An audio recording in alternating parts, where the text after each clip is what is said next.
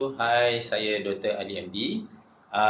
Saya nak mengucapkan kita masih lagi dalam minggu pertama Hari Raya. Selamat berhari raya. Semoga anda berhari raya pada anda semua. Sebab apa? Nak macam kata tips penjagaan kesihatan masa sepanjang bulan Hari Raya lah. Terutama minggu pertama Hari Raya, minggu kedua, saya tak tahulah kalau sekarang ni masih lagi kita beraya sampai ke hujung bulan Syawal. Tapi apa pun, saya bagi yang benda yang saya rasa praktikal lah. Satu itu saya bagi tahu, anda boleh makan apa yang anda suka. Memang kita, mungkin anda ada masalah kesihatan, kencing manis ke, darah tinggi ke, kolesterol ke apa, selalu nak risau benda-benda macam ni. Tapi saya bagi tahu, dalam tips saya yang nombor satu, makan apa yang anda suka. Cuma kontrol apa jumlah yang anda makan. Anda pun kena aware lah benda yang anda makan tu nanti kalau kata contoh sebab makanan kita kebanyakannya sifat dia manis kalau anda ada darah tinggi, tak payah tunggu ada darah tinggi atau kencing manis lah nanti memang kacau punya okay. So anyway, jaga jumlah kuantiti yang anda ambil kemudian nombor dua, bila anda makan tak kontrol nanti nak tak nak anda terpaksa adjust ubat anda nak adjust ubat sendiri ke kena jumpa doktor tau so nak kena jumpa doktor ni satu hal pula so apa pun keadaan dia saya sure lah kebanyakan anda yang mungkin memang dah ongoing ubat darah tinggi, kencing manis, mesti pernah ada appointment jumpa dietitian anda kalau anda tak pernah lagi, cuba jumpa dietitian anda. Okay. So which is the best dietitian? Still dietitian yang being appointed by your doctor yang ada background dietary although macam-macam teori lah yang ada kat luar sana, saya percaya anda pun mungkin ada guru anda sendiri follow satu guru follow satu guru. So nanti mix banyak sangat, nanti confuse nanti anda pun tak enjoy masa anda berhari raya. So tips yang saya bagi masa berhari raya ni supaya anda at least kesihatan anda terjaga dan dalam masa sama anda enjoy anda enjoy apa yang anda makan apa juga kegiatan anda. Dan tips yang kedua tadi sebenarnya masih lagi tips pertama. Tips pertama tadi, anda makanlah apa yang anda suka, cuma kontrol lah jumlah dia. Dan yang kedua, berhenti sebelum kenyang. Okey. Yang ketiga, ini memang biasa orang tertinggal dan saya rasa sangat penting, hydration. Minum air secukupnya. Nak tahu air secukupnya? Okey, cerita dia lain-lain orang lain sebab ada orang memang duduk diam je, ada orang memang actively kat luar memang terkena panas dan sebagainya. So minum air secukupnya. Nak tahu cukup ke tak? Paling tak anda satu hari paling tak dia 2 kali buang air, buang air kecil. Kalau ada buang air kecil, apa lagi kalau buang air kencing anda tu kalau jenis dah cukup hydrated. InsyaAllah cukup hydrated. So jaga minuman anda, jaga minumlah sebab ini selalu orang terlepas tau. Memang problem lah. Dan sekarang ni pun dekat pusat terapi akupunctur Dr. Ali dah datang orang dengan masalah macam ni.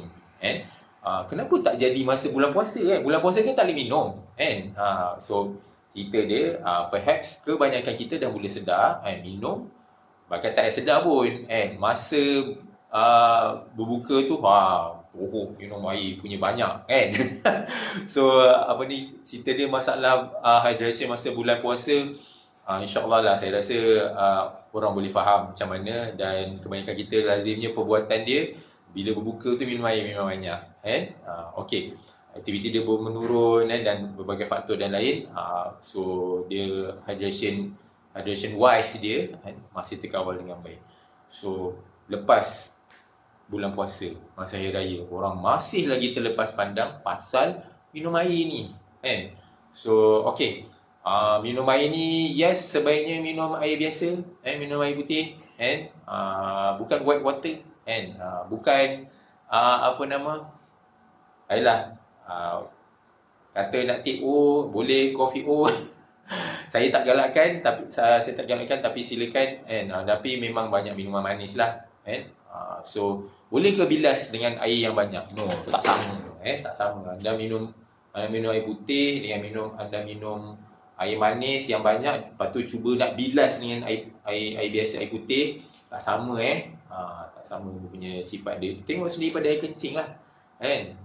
So dia punya parameter dia quite easy untuk kita nak tahu kita hydrated well or not, and kita buang air tu banyak mana, seberapa kerap satu hari, and then dia punya sifat air kencing tu tadi. Kalau kuning atau apa lagi dah start nak warna kecoklatan, memang kena hati-hati.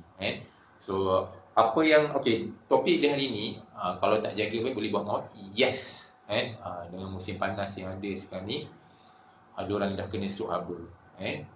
So stroke harbor generally bukanlah semata-mata terdedah pada cuaca panas saja, tapi dia tak hydrated dengan baik. Yang kita nak jaga orang yang dah lanjut usia, 60 plus, dan kanak-kanak lah, apa lagi orang dah lanjut usia ni dengan ada medical background dia, ada medical illness dia, nak jaga elok-elok. Saya harap pesanan ni sampai pada anda semua. So, top cases yang saya cerita tadi, cases yang sampai pada kita tadi akibat dehydrated punya pasal, orang sakit pinggang, kemudian dia sakit sendi-sendi, kemudian dia jadi migraine, dah mula datanglah kes yang tempat kita. Diorang dah try makan ubat dan sebagainya, tak jalan. Somehow, yalah, alhamdulillah lah, buat dengan kaedah yang kita ada kat sini cukup membantu. So what we are doing was, kalau anda pernah belajar acupuncture, so kita nak cuba balancekan dia punya dia punya level of video-video saya ni. Banyak information yang penting lah, terutama sekali anda yang memerlukan kat luar sana pengetahuan-pengetahuan ni. Saya minta tolong share lah, tekan button share tu, masuk dekat wall anda. Harapnya berguna. Saya tahulah banyak doktor kat luar sana, mungkin anda follow somebody yang lebih pandai, tapi ini apa yang berlaku dekat tempat saya lah. So these cases yang datang dengan simptom sciatica. First top cases kita sekarang ni awal bulan puasa, awal bulan Syawal ni, sciatica, arthritis, migraine, and then baru ada case stroke. Case stroke kita pun kita dah start pergi balik ke rumah-rumah patient. Anda yang nak dapatkan appointment, silakan hubungi kita. Anda ada pertanyaan, silakan tanya kita kat sini. Saya rasa cukup lakut buat masa ni. Saya berterima kasih atas waktu anda. Semoga video ini bermanfaat. So sampai jumpa lagi. Selamat berhari raya. Take care. Assalamualaikum.